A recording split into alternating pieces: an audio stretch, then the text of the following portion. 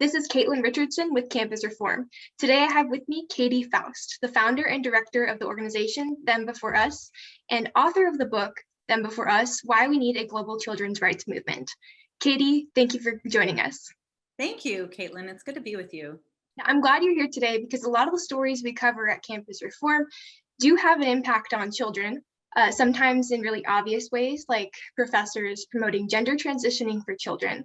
But there's another set of issues that I want to talk to you about today that also impact children, which is how universities address topics like gender and sexuality and the family structure, and how they address it often in a way that is very centered on adults and doesn't take children into consideration. So before we get too deep into this, can you just explain this term that you use, children's rights? What is it and how do we know that they exist? Yeah, that's really great. So when you think about children's rights, or if you were to Google children's rights, what you're going to find is not what I'm talking about, right? So this term has been hijacked, I would say, primarily by radical people on the left that are using it in ways that do not reflect a child's actual fundamental natural rights. So children have fundamental natural rights, rights that we can know about and derive based on looking at natural law, rights that are then validated by common sense, by biological reality, and even by the 5 major religions of the world. And so primary among those rights is a child's right to life, right? That's probably the most fundamental child right that there is. But secondarily, a child's right to be known and loved by both people responsible for their existence. Now, that sounds a little strange to our American ears, but the reality is this fundamental child right has been recognized in the most widely ratified treaty in the world, the UN Convention on the Rights of the Child. And when we look at the best scholarship, research, and social science, we see that children benefit from and are set up for success when they are raised by these 2 adults married to one another in a stable home. So this is a natural right. You know, in our book, we talk a little bit about what natural rights are. Natural rights are rights that you can know about from studying the natural world, and this is 100% falls into this category. And I think that especially if you've got people in your audience who are pro-life, a lot of the same ways that we can recognize and validate a child's right to life, you can apply those same criteria to a child's right to their mother and father as well. So that's what we're talking about. If you look up children's rights, the way it's popularly used, oftentimes it really is just a term that is used to smuggle in very dangerous and damaging ideologies, like a child's right to privacy in the sense of permission for a school to hide a child's transgender identity from their parents, right? Or a child's right to sexual pleasure, which is kind of sprinkled throughout a lot of international Planned Parenthood documents throughout the world in terms of like giving kids access to things like contraceptives. So I believe that the term children's rights needs to be redeemed. I am using it properly. They are adulterating and exploiting the term. Yeah, so you talk about children's right to being raised by a mother and a father. And I think not only on campuses, just in the broader culture, we see this constantly challenge, this family structure. Good example recently on a university campus is on Valentine's Day. A lot of universities have hosted sex weeks where they've hosted sexually explicit events. Tulane University even hosted event on polyamory and ethical non-monogamy. So this is widely challenged. Can you just explain why this is the best structure for a child? Yeah, and I will be even a little more specific. I'm not saying children have a right to a mother and father. I'm saying children have a right to their mother and father, to their own mother and father. Now, if we don't defend this from the perspective of the child's right to their mother and father, if children don't have a right to the 2 people responsible for their existence, what does it mean? It means they are commodities that can be cut and pasted into any and every adult relationship. They don't have an inherent claim to their own mother and father. Rather, they belong to whoever has the money and means to acquire them. So that's actually why this right on a philosophical level is so critical, because it makes, if children do not have a right to their mother and father, it means that they are objects of rights, not subjects of rights. It means that someone can say I have a right to a kid, even if it's not a child that's genetically related to them. And so we are now getting into incredible objectification of people in a way that we haven't really seen since We fought a civil war to end the practice of buying and selling people through slavery. So that sounds a little bit extreme, I'm sure, to some of your viewers, but that's really, if we follow this to its natural conclusion, that is what we find. And we're already seeing it in practice, especially in practices like sperm and egg donation and surrogacy. We are now redefining parenthood to say that adults have a right to a child who's not biologically theirs if they can pay for and afford sperm, egg, and womb, and can put those all together. So I would say that children have a right to their own mother and father, and we can certainly talk about adoption later, because I know that's the main question that's pressing on your listeners, buzzing in their ears right now. But why is it that this fundamental right to these two people is so critical for kids? So the first one is these two adults, a child's own mother and father, statistically, so I'm going to talk about the rule here. There's exceptions, but first we're going to talk about the rule, that a child's own mother and father are statistically the most connected to, invested in, and protective of their children. Okay. Now, there are negligent biological parents, and they deserve vehement condemnation. But the reality is that when you're looking at the decades of social science that we have, it is obvious that there is an inherent benefit to children being raised by both their biological mother and father whenever possible. Conversely, what you will find is, while there are heroic step-parents, which I know them, you know them, the reality is that when an unrelated adult enters a child's home, statistically, outcomes for kids don't improve. Kids who are raised by, for example, a stepfather fare about as well as children raised by a lone mother, which is to say, not nearly as well as children raised by their married biological parents. And if you, unfortunately, want to look at extremes, the most dangerous person in a child's life is an unrelated cohabiting man. And you can fact check me in real time right now if you want to Google the words mother's boyfriend. That adding an unrelated adult, thank God most boyfriends or stepfathers are not abusive, but especially when left to care for the child alone, that person is statistically the riskiest adult in a child's life. And so we cannot ignore the reality that biology plays a critical role in making sure that children are safe and loved. So a lot of times people say, well, biology doesn't matter. Kids just need to be safe and loved. And I say, congratulations, you're a children's rights activist. Because the place where children are most likely to be safe and loved is in the home of their married biological parents. The second reason why this right is so critical is those two adults alone give something to children that they crave, and that is biological identity.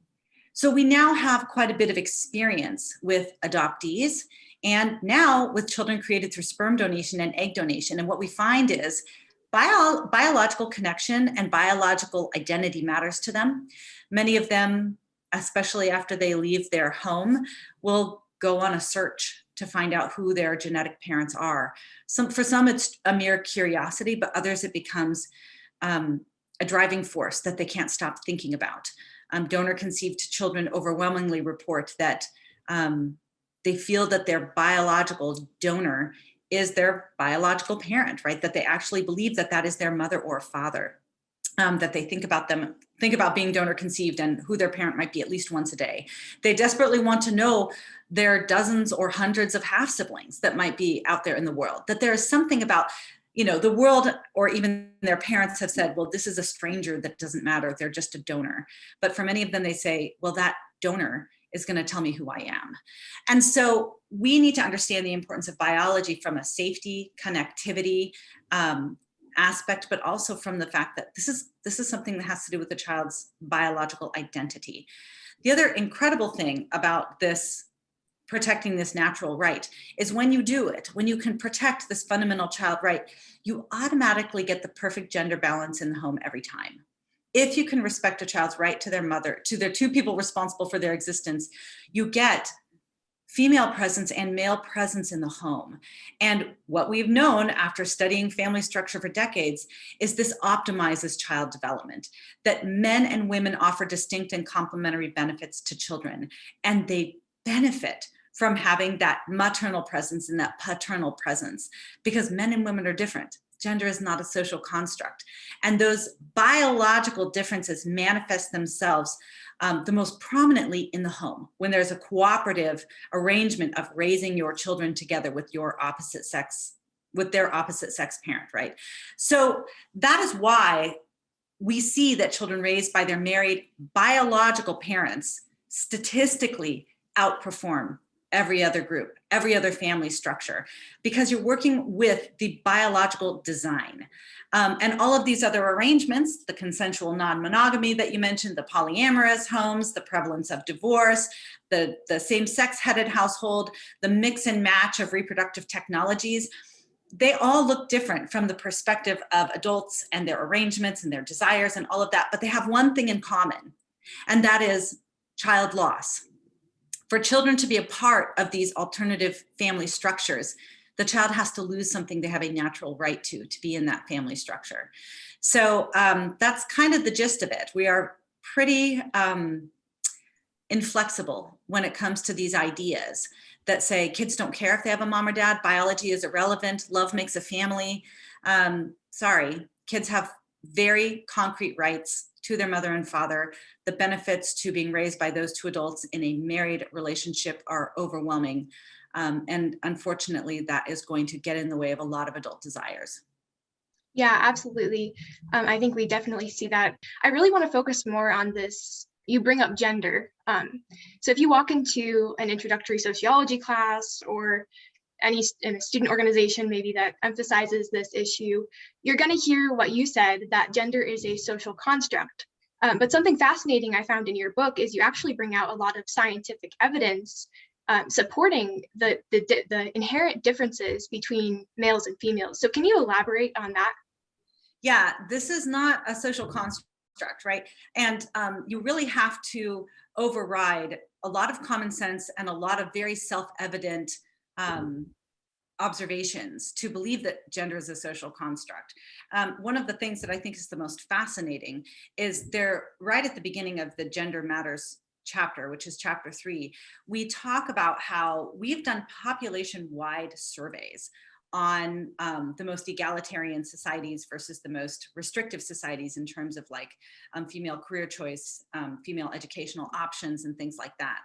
And what we have found, right, these massive studies that have looked at numerous different countries with various degrees of egalitarian views, is that you would think that the places where women have the most choice when it comes to education and career options, that you would see the least amount of differences in terms of the kind of jobs they're going into, the kind of hours they want to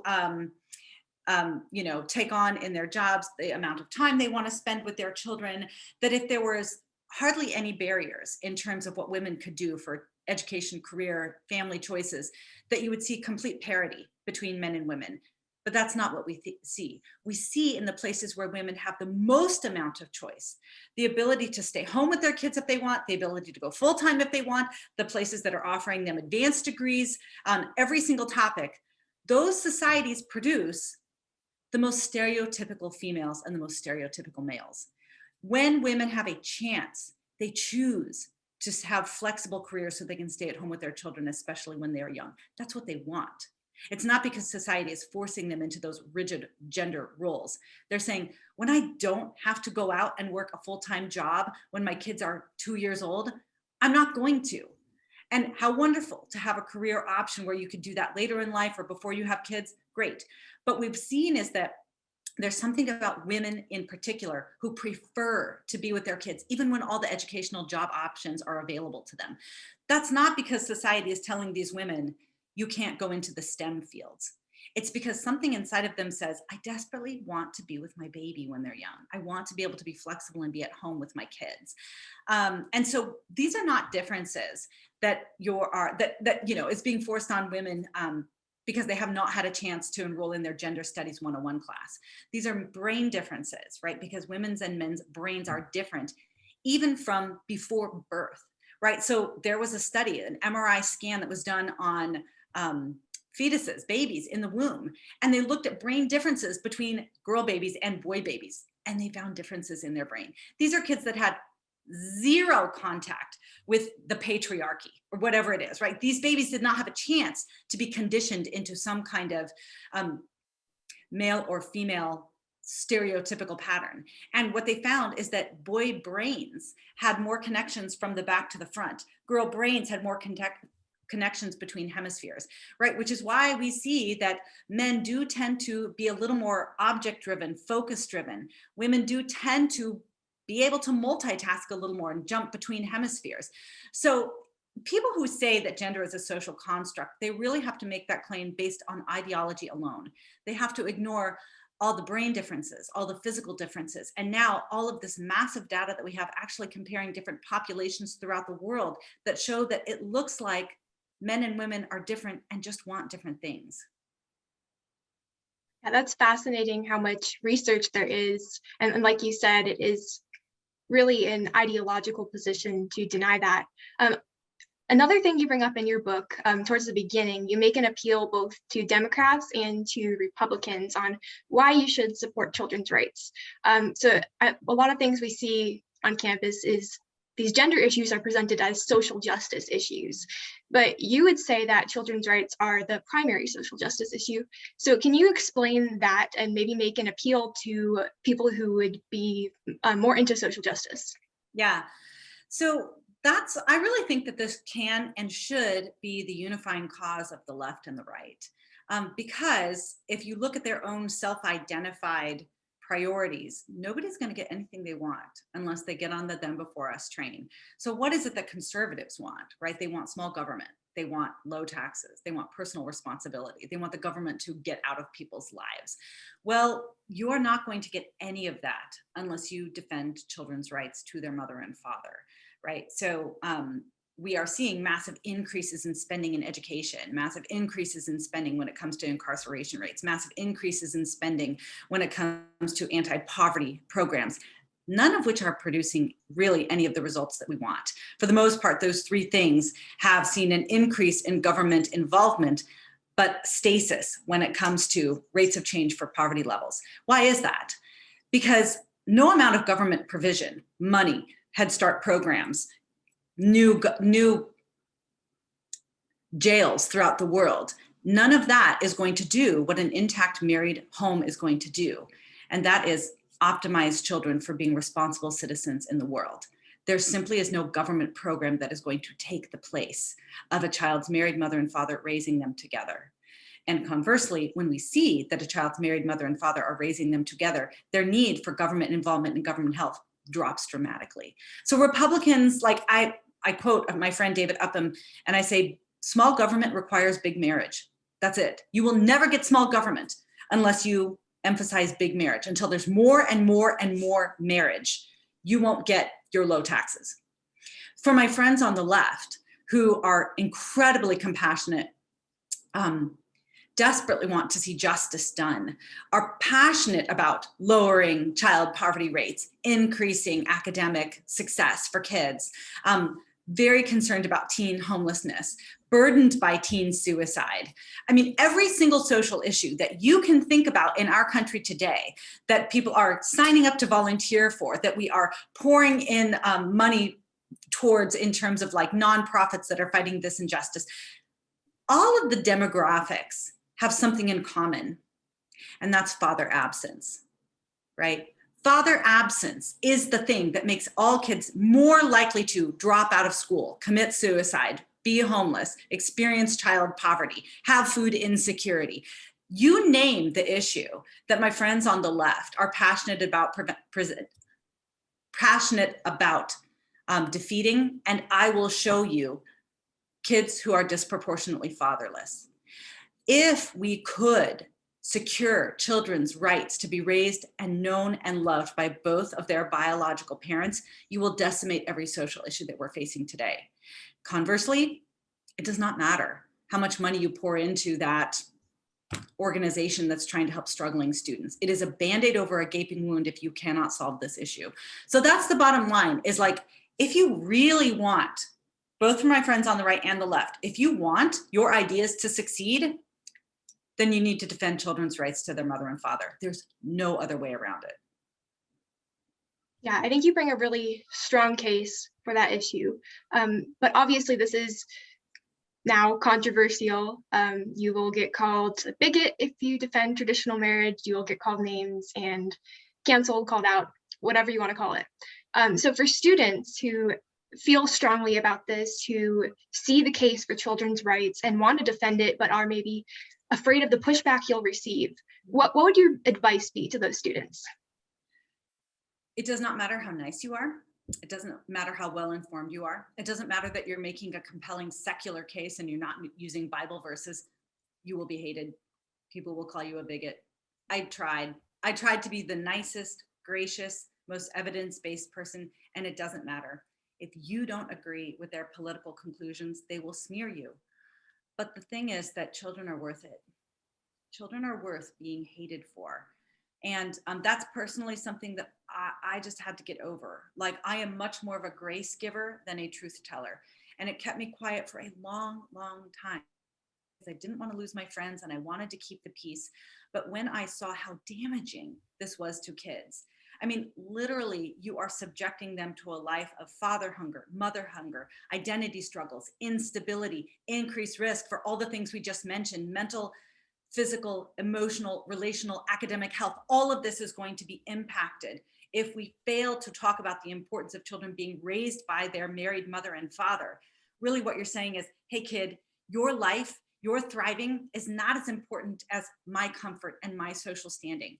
Now, I don't think that you need to go in like a wrecking ball and be, wantonly, like, you know, jump into every conversation about this. But I will say the things that you first need to do is become an expert. You need to know more about this than anyone else, because if somebody does dare to have a real conversation with you, you need to be able to say, well, the problem with reproductive technologies is this is the buying and selling of people.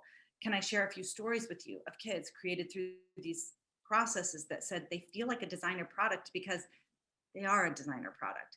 They're talk about how they're bothered by the fact that they were selected out of a catalog, that money changed hands over their conception, and it has devastated their self-perception. It has destabilized their identity, right? So you need to be able to go wherever the question is. Well, if somebody comes to you and says, well, if you support traditional marriage and you oppose gay marriage, that's the exact same thing as opposing interracial marriage. You need to be able to say, well, from a children's rights perspective, it's actually the total opposite. Children who are raised by an interracial couple still get a mother and father. They get two incredible heritages. They lose nothing. Children raised by two fathers must lose half of their heritage. They have to endure the trauma of mother loss, and they're going to be starved of that maternal influence. So they actually work in the exact opposite direction of one another. So you need to be ready. You need to, unfortunately, you need to do more work. You need to know more about this than anyone else. And then you need to be judicious and wise about when to speak up about it.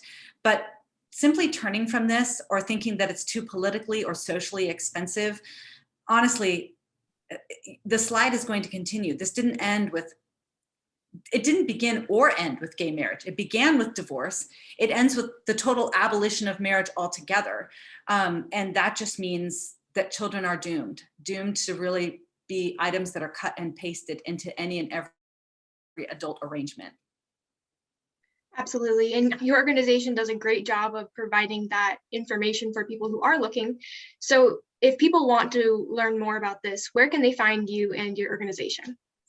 We're online at thembeforeus.com. We've got Instagram, Twitter, Facebook. If you really want to be an expert, though, the book is everything that you need. It is, I don't know, we've got hundreds and hundreds of footnotes on the highest caliber social science supporting everything that we just that we just discussed.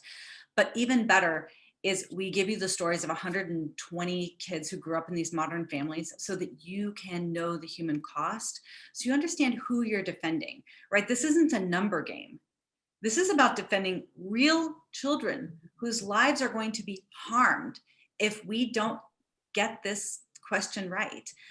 We are moving towards a dystopic future, right? Not only are we dealing with surrogacy, which is on-demand designer babies shipped worldwide, now we have China that's developing artificial wombs and robot nannies so that we can have factory floors of children being made. So, I mean, for all of you like Gattaca and Matrix people, Like, if you've ever wanted to get on the real world fight, this is the real world fight. So, like, get on, become an expert now. Start defending kids because it's not getting better.